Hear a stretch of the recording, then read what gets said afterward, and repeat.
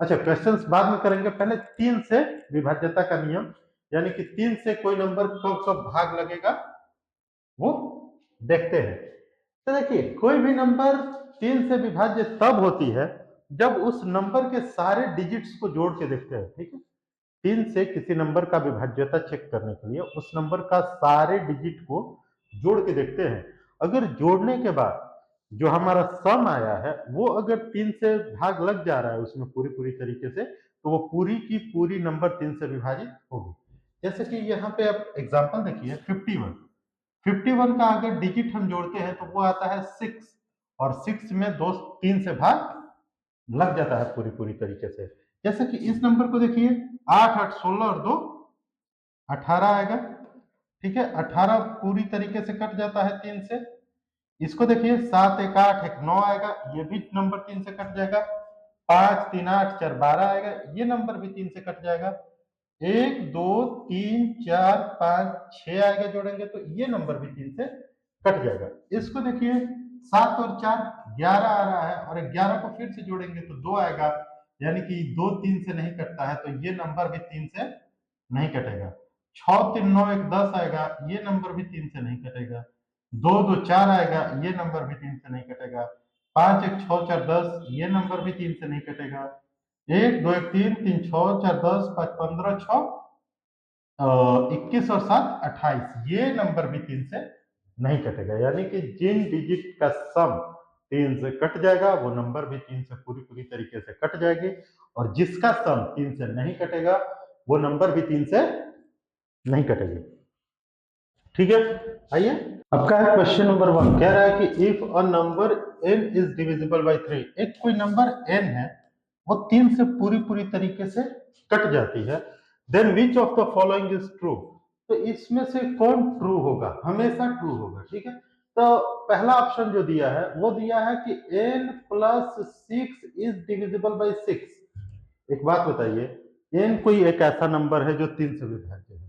ठीक है, 3 में जैसे ही 6 जोड़ेंगे तो n जो नंबर है जब वो 3 से विभाज्य है, मतलब n के सभी अंकों का सम जो है वो कितना होगा, 3 होगा, और उस अंकों में 6 जोड़ेंगे तो फिर उन अंकों का सम जो है 9 आ जाएगा। तो ये 3 से विभाज्य तो होगा, और 6 से विभाज्यता का नियम क्या कहता है कि जो नंबर 3 से विभाज्य है और 2 से विभाज्य है तो नंबर 6 से भी विभाज्य होगा, यानी कि दोनों से विभाज्य होना चाहिए। अब एक बात बताइए, इसका पॉसिबिलिटी कितना है कि n के अंकों का योग 3 हो और उसमें 6 जोड़े तो 9 आता हो, लेकिन सम संख्या भी हो। मान लीजिए कि वो नंबर हो गया 15, 5 और 1 6, n जो है 3 से भाग लग रहा है, और इसमें जोड़ देंगे 6, ये हो जाएगा 21, 2 और 1 3, फिर 3 से भाग लग रहा है, लेकिन 2 से तो भाग इसमें नहीं लगेगा। यानी कि जरूरी नहीं है कि अगर n जो है 3 से कंप्लीटली डिविजिबल है और उसमें 6 जोड़ दें तो वो 6 से भी कट जाएगा, तो यानी पहला गलत है।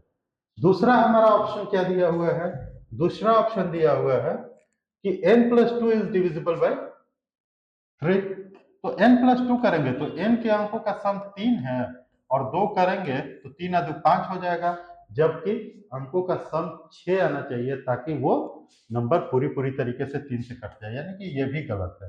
तो अगला ऑप्शन क्या है, चेक करते हैं। अगला ऑप्शन है आपका ऑप्शन सी, कह रहा है कि n square is divisible bye 6। यहाँ पे फिर यही वाला लॉजिक कि n स्क्वायर, अगर n का सम 3 है तो इसके अंकों का स्क्वायर 9 तो हो जाएगा, ये 3 से तो कट जाएगा, लेकिन जरूरी नहीं है कि 2 से भी कटे, यानी कि सी भी नहीं होगा। तो एक ऑप्शन बच जाता है हमारे पास, ऑप्शन डी, कि n plus 12 is divisible by 3, ये कंप्लीटली 3 से कटेगा n प्लस 12। क्यों?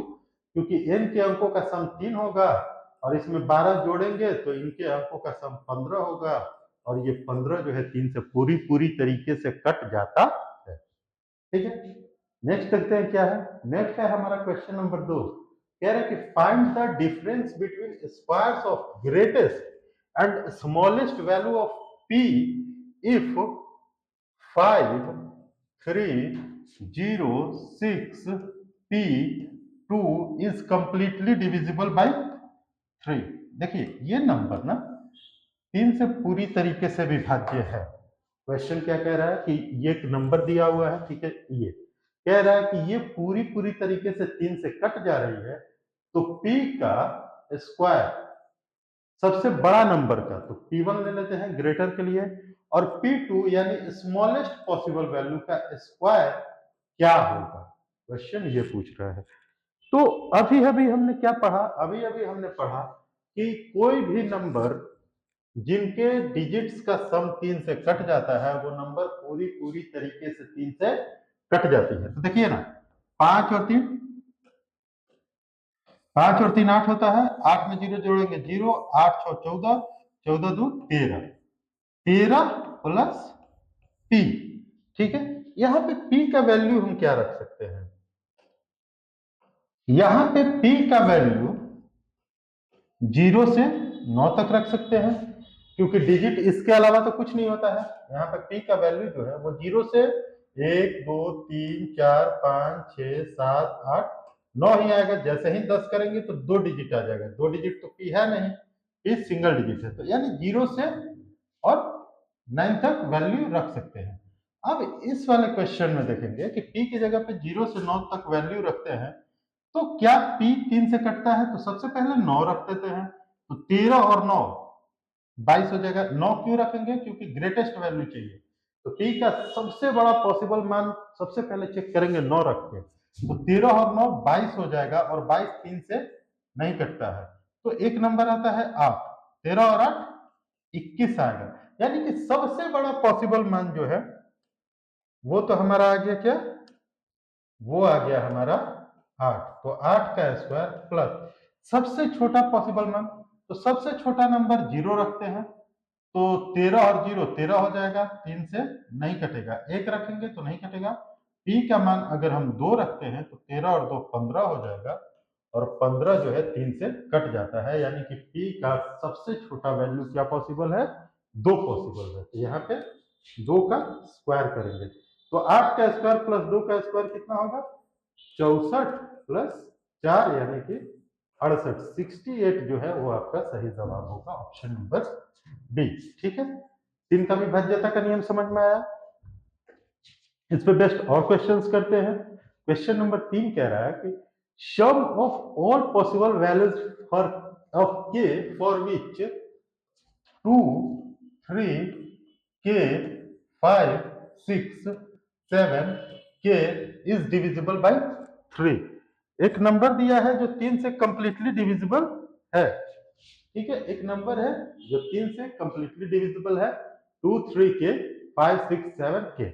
कह रहा है कि k का जितना भी वैल्यू पॉसिबल है, all possible values of k, उनका सम बताना है। तो चलिए बनाते हैं।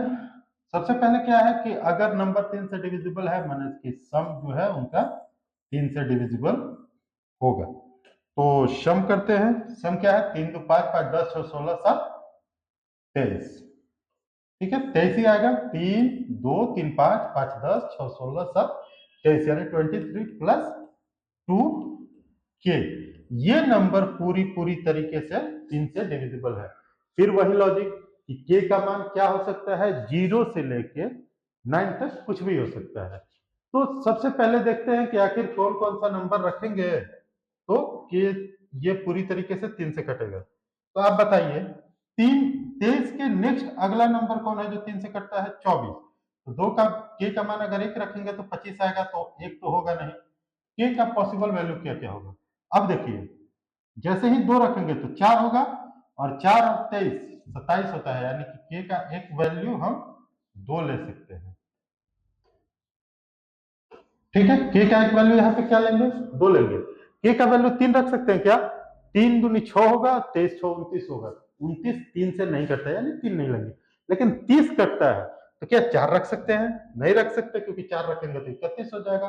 5 रख सकते हैं क्या, हाँ 5 रखेंगे तो ये 33 हो जाएगा, यानी के का एक वैल्यू पॉसिबल है 5। 6 रख सकते हैं क्या, 23 और 12 35 होता है, 3 से नहीं कटेगा।